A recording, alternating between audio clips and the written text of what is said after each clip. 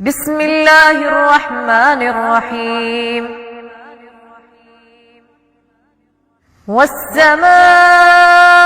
ذات البروج واليوم الموعود وشاهد ومشهود قتل أصحاب الأخدود النار ذات الوقود إذ هم عليها قعود وهم على ما يفعلون بالمؤمنين شهود وما نقموا منهم إلا أن يؤمنوا بالله العزيز الحميد الذي له ملك السماوات والأرض والله على كل شيء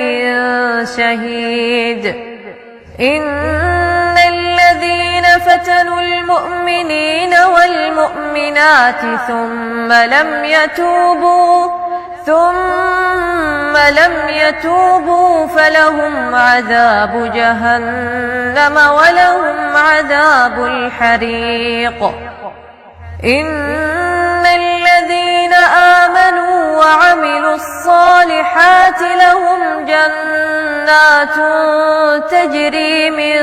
تحتها الأنهار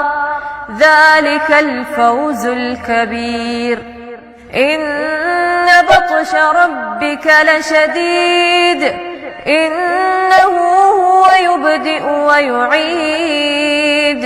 وهو الغفور الودود ذو العرش المجيد فعال لما يريد هل أتاك حديث الجنود فرعون وثمود بل الذين كفروا في تكذيب والله من ورائهم محيط بل هو قرآن مجيد في لوح محفوظ بسم الله الرحمن الرحيم والسماء والطارق وما أدراك ما الطارق النجم الثاقب إن كل نفس لما عليها حافظ فلينظر الإنسان مما خلق من ماء دافق يخرج من بين الصلب والترائب إنه على رجعه لقادر يوم تبلى السرائر فما له من قوة ولا ناصر والسماء ذات الرجع والأرض ذات الصدع إنه لقول فصل وما هو بالهزل إنهم يكيدون كيدا وأكيد كيدا